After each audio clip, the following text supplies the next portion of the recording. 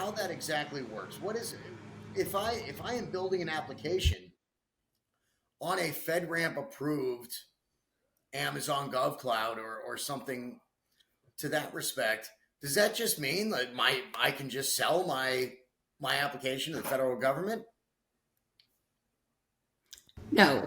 So just because you're leveraging infrastructure as a service of a FedRAMP authorized provider, like you're in AWS, IaaS, right? That doesn't mean you're FedRAMP authorized. That means the environment that you're hosted in is authorized. Your application still has to go through that authorization process.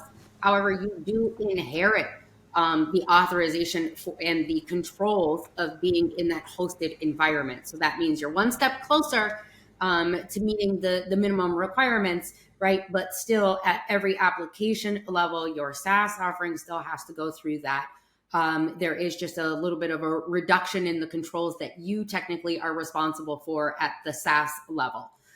So there are 3 different levels of service that can be provided in the cloud terminology, right? You're going to inherit from your infrastructure as a service, your platform as a service, or you are a SaaS, software as a service provider. And based off of those, you're going to have different level of controls that you inherit from each provider, which identifies you as the vendor or you as the customer, what controls you inherit in from whom, and what controls you're responsible for administering yourself. This is the analogy that I always use is the pizza place. And I think we've all seen that analogy for the SaaS, IaaS, and PaaS providers, which is there's a stack. There's the oven, there's the waiter, there's the table, there's the flatware, there's the napkins, there's the pizza, there's heating the pizza, there's serving the pizza, there's where do you sit to eat the pizza. And some of this is done at home if you're take and bake pizza. Some of this is done at the pizza place if you actually go to a pizza restaurant. That kind of thing. And each of these levels is a different level or different line of responsibility. If you're running a SaaS offering, everything is yours. Okay, you handle all of it. But if you're running a SaaS offering on top of, say, AWS is handling some of that, you're handling some of that, and your client has to handle almost none of that. Okay? If you're running an IaaS, an infrastructure as a service, your client has to handle almost everything, and you're just handling sort of the hardware and the firmware beneath their application.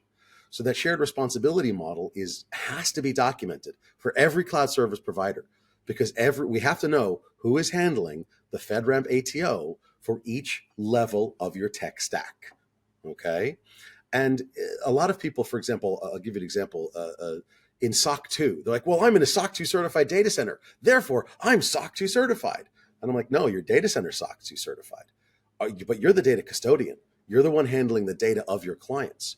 The way you're handling that data, have you gone through the SOC 2 certification process? And they're like, oh, never thought about it that way. So it's an artificial distinction. It's one I started making, is that there's a data center and a data custodian.